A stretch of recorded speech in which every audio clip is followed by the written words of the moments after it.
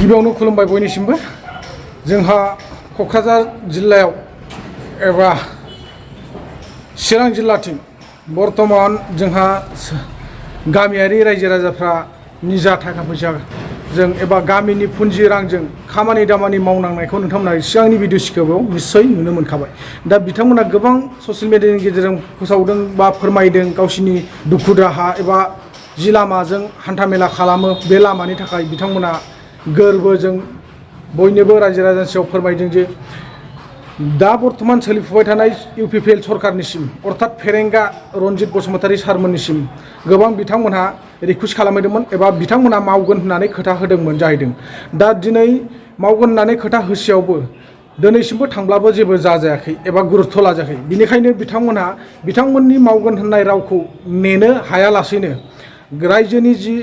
खेथि मावनानै बा आबाद मावनानै जमा पुन्जि थाखा दोननाय बे रांजोंनो बिथांमोना गावसोरनि लामाखौ गावसोरनो खुद मावनानै लानाय जाबाय। बेखायनो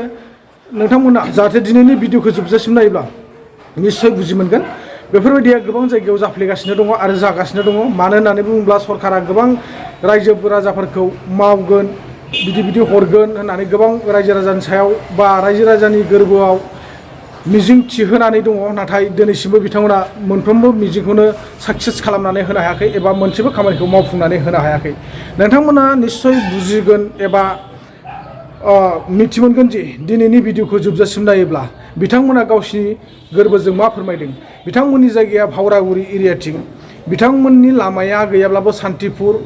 रेनिखाथा बेफोरजों ओंखारलांनाय लामा बिथांमोना गोबां खस्थ'नि गेजेरजों सोलिनो गोनां जायो बे लामाजों। मानो होनोबा दा बिथांमोना गावसिनि थाखाय एसेबां मानि सिन्था खालामाखै नाथाय इयं जेनेरेसन लाइमोन सेंग्रासा सिख्लासा गथ' गथायफोर फरायबाय थानाय बिथांमोननि थाखायसो बिथांमोनहा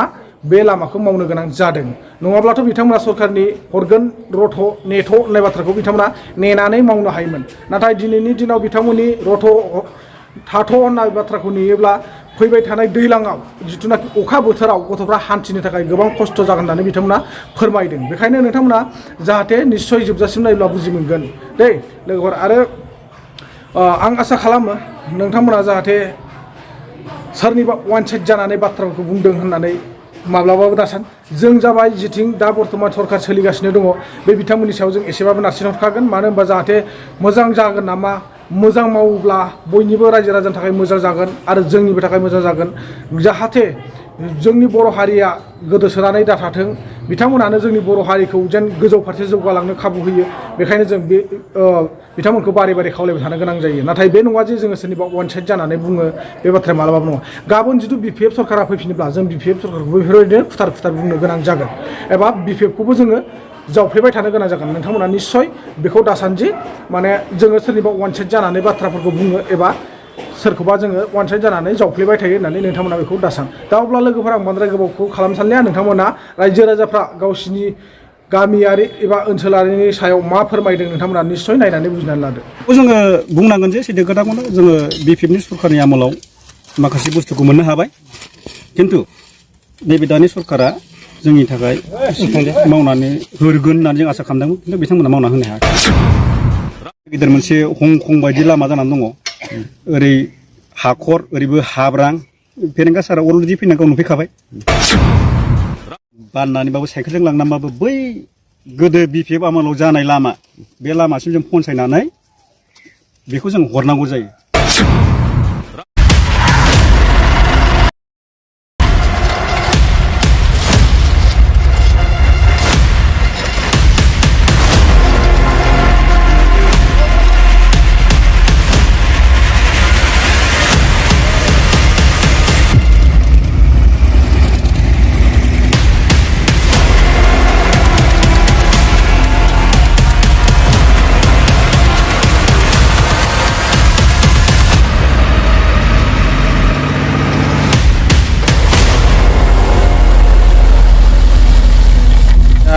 बै समाव आसिन खाथिनि माइ गायनाय टाइम आरोखि माइ गायनाय टाइमनि बारनानै गायखांनाय मथे अखा नागारबानो आंनि आखाइजों आं खोनाहैगोन गाव बिथाङा बुंलांदों सारा आरो गावनि एसे फोथाराव फैयो होनना बुंफैदों आरो ओमफ्राय बिनि खोथाखौ लानानै जोंनि बे भावरागुरिनि सासे सानै रायजोफ्रा गावनि माबा अफिसाव थांनायाव गावनि खोथा आरो बिदि बुंहरबावनाय जादोंमोन आरो सोर सार बुङो बे फेरेंगा सारानो दा बेखौ जों आसा खालामनानै दिनैसिम नेनानै दं आरोखि दा नेनानै दा जोंहा नै अखा बांखा दिन ओंखायनो जों बे टाइमखौ नेला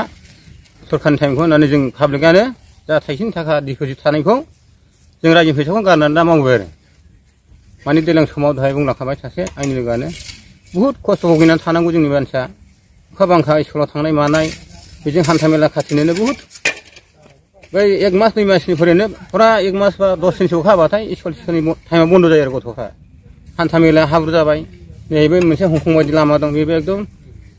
थाबायनो हाया दालाङाबो दंफांनि होदों बिथांमोनहा बे टाइम हायो बेबो बोरैबा खुलांबाथाय गैला आरो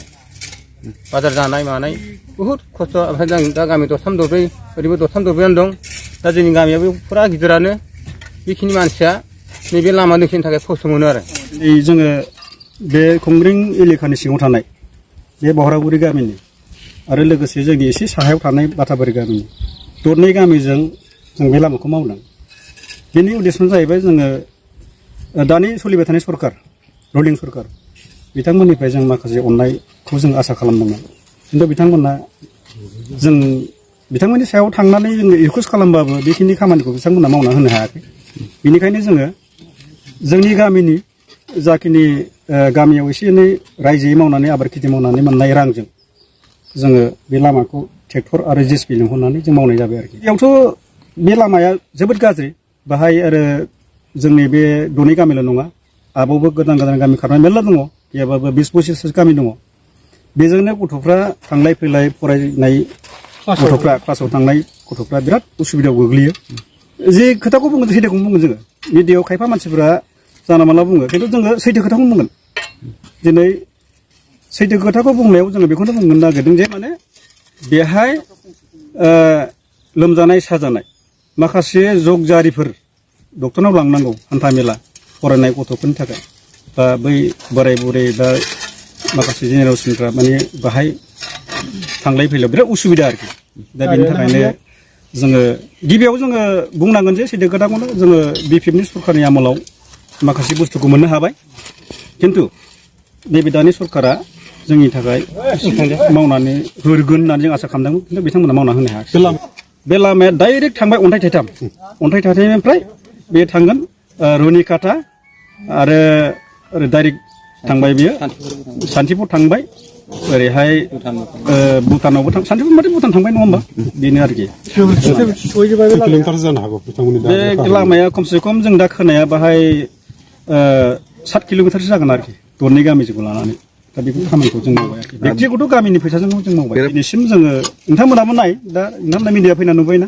बायथ' जेबो दालां बिथांमोननिफ्राय गोदान दालां जेबो बानाय नुवाखै जोङो बेखौनो आसा खालामगोन जे माने फैबाय थानाय समाव जुदि मोजाङै मोजां जुदि सरकारा जुदि सोलियोबा अननानै हरथों सारमोना बाहाय नैबेयाव बिराद गिदिर मोनसे हंखं बायदि लामा जानानै दङ ओरै हाखर ओरैबो हाब्रां फेरेंगा सारा अलरेडि फैनायखौ नुफैखाबाय आरो मा होनो जयन्त साराबो नुफैखाबाय बिथांमोना बै समाव फैनायाव गिनासो थांफिनदों बेखिनि लामाखौ जुदि मावना होनो हायाबा रायजो राजाया बिनि फिननायखौ जों होगोन आरोखि खुंग्रिं बिसडिसिआव गोलैयो बेवहाय गैयाबाबो जोंनि गामियाव 300 जनसो सुबुंफोर दङ आरो बै गामियाव 250 सुबुंफोर दङ आरो बै फादार साना अन्थाइ थाइथाम साइडनि मानसिफोर बिथांमोननि गामिखौ आं बारा बुजिया बिथांमोनाबो जोंनिफ्राय बांसिन पपुलेसन दं बेहाय बिथांमोनाबो बेजों फैयो जोङो ओरैबादि खस्थ' खालामना लांनांगौ जायो एखमबा जोङो बाननानैबाबो साइकेलजों लांनानैबाबो बै गोदो बिपिएफ आमोलाव जानाय लामा बे लामासिम जों पहुंचायनानै बेखौ जों हरनांगौ जायो औ बाहायथ' बै लामाया मोजां जाबाय नालाय बे जोंनि गाज्रि लामाखौ बारहोनानै बै लामा मोजांसिमाव जोङो हरनांगौ जायो आरोखि दा बाहाय जोङो मोननांगौ दामखिनिखौ जोंहा मोनजोबनो हाला खारन केरिं चार्जनि थाखाय बिथांमोना डाउन खालामनानै होयो आरोखि नोङो 1000 मोननांगौआव जोङो 700-800निबो फाननांगौ फैनो